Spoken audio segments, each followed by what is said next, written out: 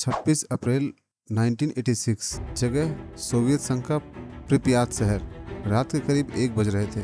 करीब 50,000 की आबादी वाला यह आधुनिक शहर चैन की नींद सो रहा था। यहाँ रहने वाले ज्यादातर लोग पास के ही चेरनोबिल परमाणु संयंत्र में काम करते थे। किसी को अंदाजा नहीं था कि अगले कुछ मिनट में इतिहास की सबसे बड़ी परमाणु त्रासदी होने वाली है। परमाणु रिएक्टर के रिएक्टर नंबर 4 में एक सेफ्टी टेस्ट चल रहा था। इंजीनियर यह देखना चाहते थे कि अगर बिजली चली जाए तो क्या टरबाइन की बची हुई गति से पानी के पंप तब तक चल सके जब तक बैकअप जनरेटर शुरू न हो जाए। लेकिन समय की कमी और दबाव के कारण प्रोटोकॉल को ताक पर रख दिया गया। रिएक्टर की पावर को बहुत नीचे गिरा दिया गया, जिससे वह अस्थिर हो गया। रात के करीब 1:23 पर रिएक्टर के भीतर दबाव इतना बढ़ गया कि 1000 टन वजनी स्टील और कंक्रीट की छत हवा में उड़ गई। एक के बाद एक 2 बड़े विस्फोट हुए।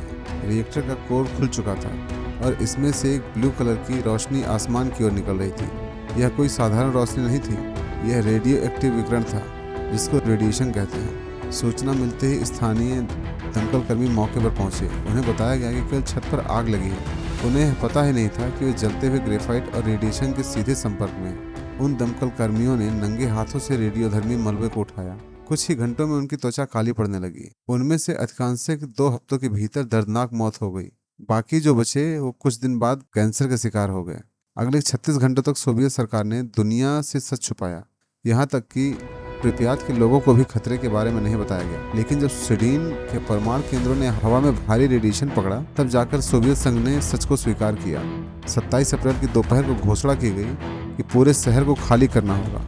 लोगों से कहा गया कि वे केवल 3 दिन के लिए जा रहे हैं। वो अपना सारा सामान, अपनी सारी यादें और पालतू जानवर को वहीं छोड़कर चले गए। वो कभी वापस नहीं लौटे। चेरनोबिल से निकला विकिरण हिरोशिमा बम से 400 गुना ज्यादा था। तत्काल विस्फोट में 31 मौतें हुई, लेकिन रेडिएशन के कारण हजारों लोग कैंसर का शिकार हुए। करीब 2600 स्क्वायर किलोमीटर के इलाके को एक्सक्लूसिव जोन घोषित कर सील कर दिया गया। लाखों सैनिक और मजदूर, जिन्हें लिक्विडेटर्स कहा गया, वे अपनी जान जोखिम में डालकर मलबे को साफ किया और रिएक्टर को एक कंक्रीट के ढांचे में कैद कर दिया। आज चेरनोबिल एक घोस्ट टाउन है। वहाँ की स्कूलों में बिखरी हुई किताबें और जंग लगे झूले उस खौफनाक रात की गवाही देते हैं। वैज्ञानिकों का मानना है कि इस इलाके को पूरी तरह सुरक्षित होने में करीब 2000 साल से ज़्यादा लगेंगे। यह कहानी केवल एक दुर्घटना ही नहीं, बल्कि इंसानी अहंकार और एक छोटी सी गलती के विनाशकारी परिणामों की याद दिलाती है। इतिहास और विज्ञान के ऐसे ही दिलचस्प सफर पर हमारे साथ बने रहने के लिए पेज को फॉलो करना ना भूलें। मिलते हैं अगली वीडियो में। धन्यवाद।